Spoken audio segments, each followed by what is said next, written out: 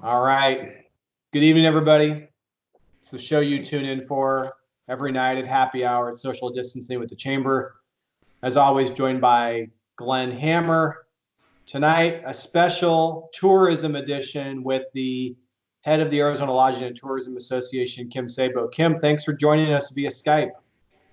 Thank you for having me, Garrick and Glenn. Glenn, what do you think? This is interesting.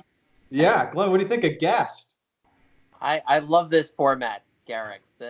We have a good shtick, but when you have Kim Sabow on the show, now we're talking. Now this is going big time.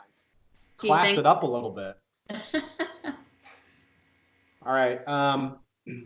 Kim, the reason we want to have you on and have a tourism show is because obviously you represent an industry. Let's face it, you're getting walloped right now. Can you just give us just a quick overview of what's happening in Arizona and how that compares to what's going on nationally?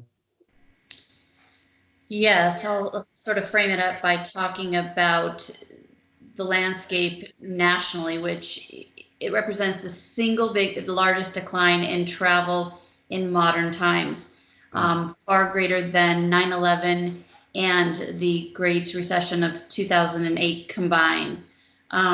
Arizona is not immune from this. It's hitting us very abruptly, very deeply. We're seeing tens of thousands of employees, whether direct hotel employees or indirect, meaning employees that work for companies that provide goods, services, et cetera, to our properties, are losing jobs and being furloughed.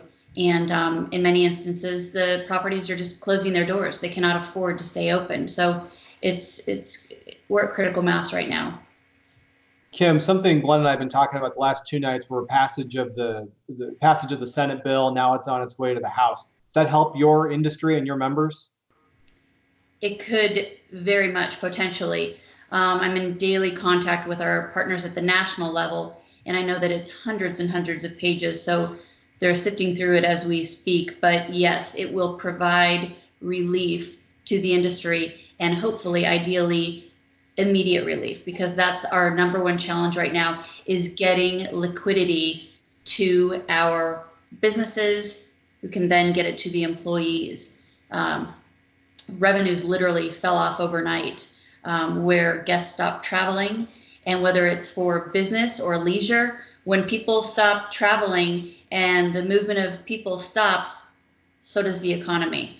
And it happened overnight and at the height of our busy season. This is spring break, we've got spring training, and everything pretty much shut down overnight. So we're feeling these impacts very, very deeply.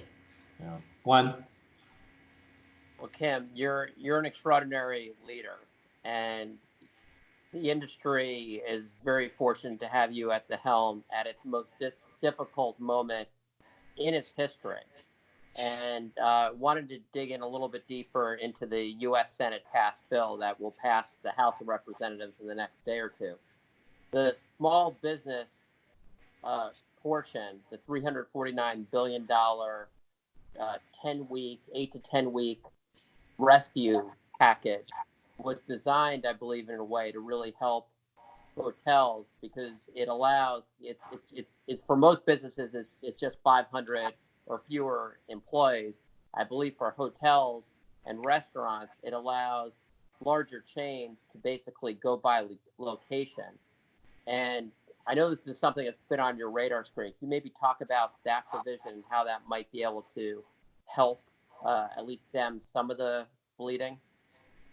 And are you talking about the small business loans? Yes, the small business loans, that most of which could be convertible to grants. Mm-hmm. Yes. So as a matter of fact, today, our national partner, the American Hotel and Lodging Association, had a great informational webinar where we're trying to get the details of what this looks like to our businesses and to our employees. SBA was on the call and gave us some highlights of what it looks like, but the idea is to have a mechanism by which these dollars can get quickly into the hands of those that need it in the immediate term, to keep their businesses open and keep the employee tethered to the employer so that they could maintain benefits, etc. But again, the timing of getting these loans and getting the application process done and getting them approved is time is of the essence. Heard one very, very encouraging thing today on the call, and that is that obviously with the social distancing and everybody really trying to stay hunkered down, they're coming up with mechanisms right now. They're working diligently around the clock to come up with mechanisms to do it all online, all via email, expediting the application process. And they went through all of that today. So we're going to make that available. So a great webinar that we recorded, and we're going to be pumping out to all of our members, because what the most important thing that we can do right now as an association is to get this information to our members, get them access to information and hopefully resources to keep them afloat. Yeah. And Kim, this to me is going to be the ball game for a lot of our small businesses, because it's designed to be at lightning speed. You don't have to put collateral. It's 100%, not 99, not 75% like a normal SBA loan. It's 100% federally guaranteed. Basically, you just need to attest to payroll and a few things. So my understanding is on the front end, we've never had a program in the history of the United States where it will be so easy to get cash in the hands of businesses that just desperately need it for liquidity purposes. And you're right, that does sound encouraging. And again, I was on the call earlier today, so still digesting a lot, learning a lot myself. But that was what was emphasized, was the expediency of the process. So that's encouraging. Let's hope that happens. The other thing is that we want to message to our businesses to have your documents in order. Be working on collecting your financials. And there's a list of things that they're going to be looking for, so that when this is available and they're accepting the application, people are ready. They're teed up. They've got all the documentation that's going to be looked at and expedite the process. And I believe that it's on the SBA website, and I can tell you right here, if you go to sba.gov/disaster, I've also got a phone number I can tell you, and that's 1-800-659-2955.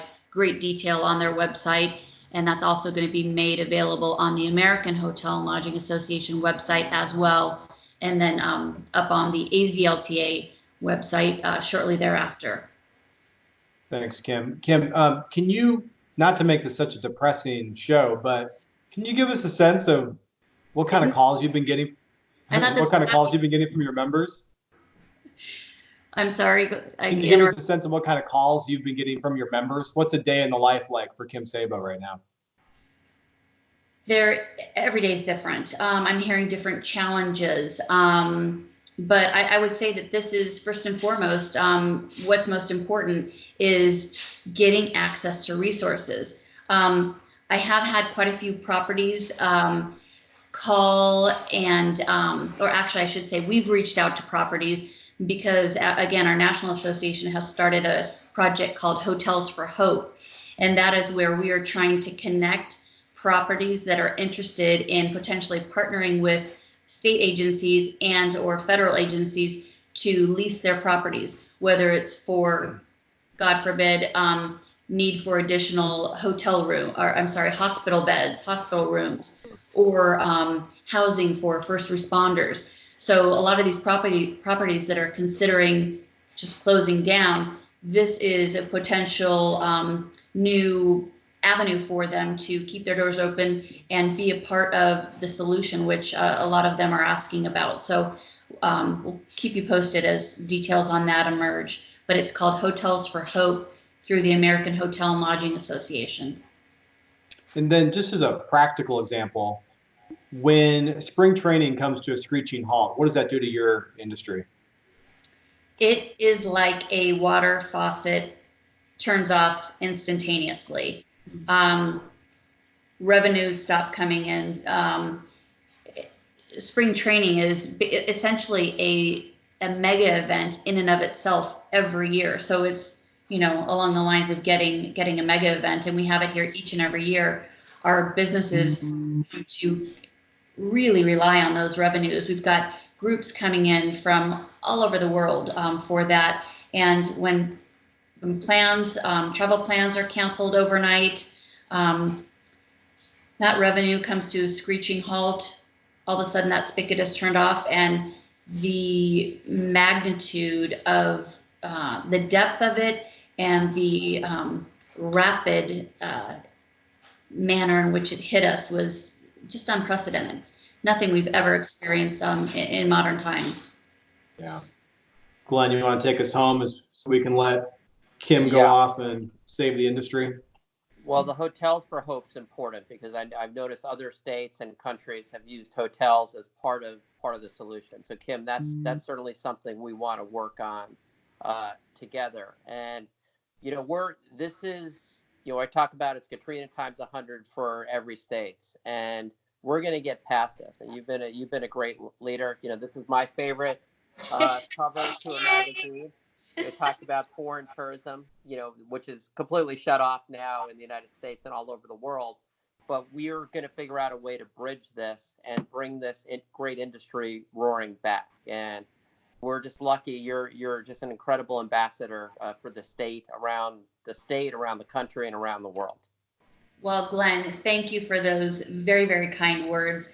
I will say along those lines, this is an industry that is incredibly resilient. We bounce back. We've been through many, many horrific instances in history, and we always bounce back. We're resilient. We will bounce back from this. And when we do, it'll be hopefully bigger and better than ever. But things like having USMCA in place, and Glenn, let's give credit where credit is due and compliment you for your extraordinary efforts and leadership on that. But things like that will be in place to piggyback on, and the movement of people, goods, services will happen again. But that's what's most important. We've got to get this movement of people and goods going again. But obviously not until it's safe to do so from a health perspective.